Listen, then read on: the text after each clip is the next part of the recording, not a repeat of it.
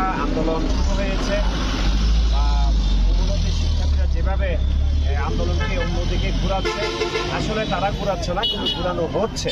তো আমি কোমলতি শিক্ষার্থী যারা রয়েছেন, আমাদের সন্তান বা আমাদের ছেলের বয়সী যারা রয়েছেন, আমি তাদেরকে আজকে এই আপনার মিডিয়ার সামনে দাঁড়িয়ে বলতে চাই যে আপনারা যেখানে আইন মানেন না, কোর্ট মানেন না, কাউকে মানেন না, আপনারা সামান্য এই যে একটা বিষয় নিয়ে বিশাল আকার ধারণ করেছেন। আপনারা আমাদের সন্তান, আপনাদেরকে আমরা বলবো, আপনারা যে কোটা আন্দোলন, সংস্কার আন্দোলন করেছেন, কোটা সংস্কারের বিষয়টি আমি একমত এবং এতে কোনো দ্বিমত নাই আমি। তবে একটা জিনিস সংশোধন করতে গেলে একটু সময়ের প্রয়োজন আছে।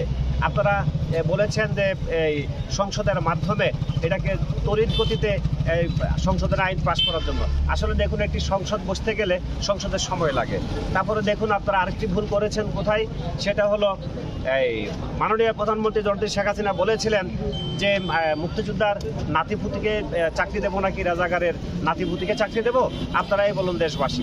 উনি দেশবাসীকে বলেছেন, আর আপনারা দেশ উচ্ছৃঙ্খল করার জন্য আপনারা কি করেছেন, আমি রাজাকার বলে আপনারা স্লোগান দিচ্ছেন। প্রিয় কোমলতি শিক্ষার্থী ভাইয়েরা, বোনেরা বা সন্তানেরা, আপনারা আসলে যেভাবে নেমেছেন মাঠে, যেমন ধরে নেন জাতীয় পতাকা নিয়ে আমি একটু কথা না বলে নয়, 1971 সালে 30 লক্ষ শহীদের রক্তের বিনিময়, 2 লক্ষ মা বোন নির্যাতনের বিনিময়ে বাবারা দেশ স্বাধীন করেছেন তাদের জীবন বাজি রেখে। সে জাতীয় পতাকা যদি আপনারা পায়ের নিচে রাখেন, সে জাতীয় পতাকা আপনারা মাথায় বেঁধে, আপনারা হাতে নিয়ে ঝুলিয়ে যদি সে জাতীয় পতাকা নিয়ে চেতনার বিরুদ্ধে যদি আপনারা আন্দোলন সংগ্রাম করেন, পোড়াও সংগ্রাম করেন, পোড়াও অগ্নিকাণ্ডের সাথে জড়িত হন, তাহলে আপনারা কি বোঝাতে চাচ্ছেন আমাদেরকে? তাই আমি আজকে এই সাংবাদিক মিডিয়ার কর্মীদের সামনে বলতে চাই যে আপনারা সমঝোতায় আসুন। আমাদের সরকার যথেষ্ট পরিমাণ নমনীয় আছেন। আপনারা ভাঙচুর না করে এবং অন্যদের ষড়যন্ত্রের শিকার না হয়ে দেশকে শান্তিময় দেশকে অশান্তি করার চেষ্টা না করে আসুন। আমাদের সরকার অবশ্যই আপনাদের যথাযথ মর্যাদা দেবে বলে আমি আশা করি। সার্বভৌম একটি বাংলাদেশ, আজকের এই বাংলাদেশকে প্রতিষ্ঠা করতে গিয়ে 1971 সালে 2 লক্ষ শহীদের বুকের তাজা রক্ত, 2 লক্ষ মা বোনের ইজ্জতের বিনিময়ে এদেশের মুক্তিযোদ্ধারা যারা শহীদ হয়েছেন, যারা এখন জীবিত আছেন, যারা পঙ্গুত্ব বরণ করে জীবনযাপন করছেন, তাদের এই রক্তে অর্জিত স্বাধীন সার্বভৌম বাংলাদেশ। আজকের এই বাংলাদেশে আমরা লক্ষ্য করেছি 1975 সালে বঙ্গবন্ধুকে নৃশংসভাবে হত্যা করার পর থেকে 75 থেকে 96 পর্যন্ত এই বাংলাদেশের মুক্তিযোদ্ধারা তাদের পরিচয় পর্যন্ত দিতে পারেনি। যে সরকার এখানে তৎসময় যারা এসেছিলেন, তারা মুক্তিযোদ্ধাদের কোনো সুযোগ সুবিধা থাক দূরের কথা, তারা পরিচয় পর্যন্ত দেওয়ার সাহস করেনি। শিক্ষাঙ্গনে যে ছাত্র আন্দোলন চলছে, মুক্তিযুদ্ধ কোটাকে ইস্যু করে সেই ছাত্র আন্দোলন আমি মনে করি অযৌক্তিক। এই কোটা মাননীয় প্রধানমন্ত্রী 2018 সালে এই কোটার পন্থা বাতিল করে দিয়েছিল।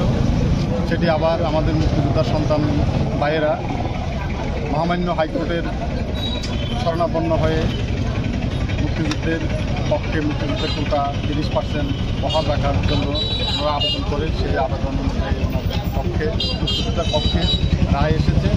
রায়ের পরে তারা আজকে বাংলাদেশের বিভিন্ন জায়গায়, বিভিন্ন শিক্ষাঙ্গনে তারা পড়ালেখা না করে তারা বিভিন্নভাবে ষড়যন্ত্রের মাধ্যমে আমাদের দেশের অস্থিতিশীল পরিস্থিতি তৈরি করার জন্য তারা ষড়যন্ত্র করে যাচ্ছে। আমি তাদেরকে বলব, সমঝোতার মাধ্যমে জননেত্রী শেখ হাসিনা যেহেতু দেশের প্রধানমন্ত্রী, ওনার সাথে আপনারা পরামর্শ করে, আপনারা বৈঠক করে সুন্দর একটি সিদ্ধান্ত নিতে পারবেন বলে আমি মনে করি। আপনারা এই ধ্বংসাত্মক আন্দোলন, ছাত্র আন্দোলন নামে ধ্বংসাত্মক আন্দোলন পরিহার করে আপনার শান্তির আলোচনার মাধ্যমে ফিরে আসুন। সন্তান কমান্ড সহ মুক্তিযোদ্ধাদের চেতনার পক্ষে সকলকে নিয়ে মানববন্ধনে অংশগ্রহণ করেছি। আমার বক্তব্য হলো, আমি একজন মুক্তিযোদ্ধার সন্তান, বীর মুক্তিযোদ্ধার সন্তান হিসাবে 30% কোটা আমাদের ন্যায্য অধিকার।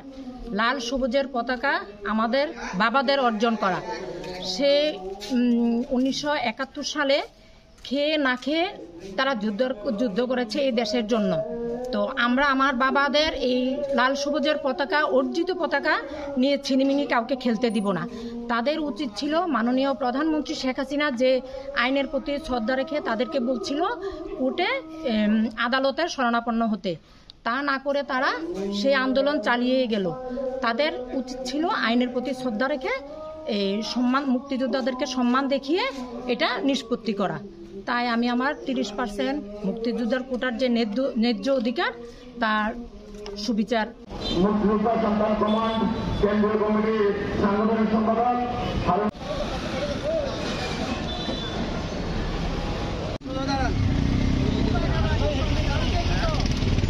কাছে রেখে দিলাম।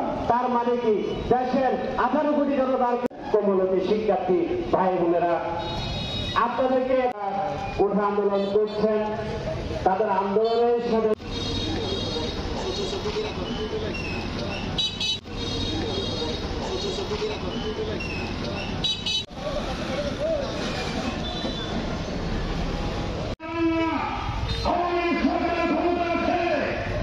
নিয়োগ দেওয়া হয়েছে।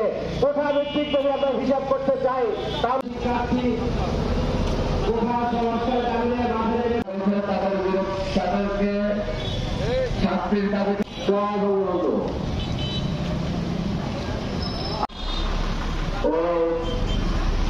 মুক্তির থেকে বলছি আপনারা যারা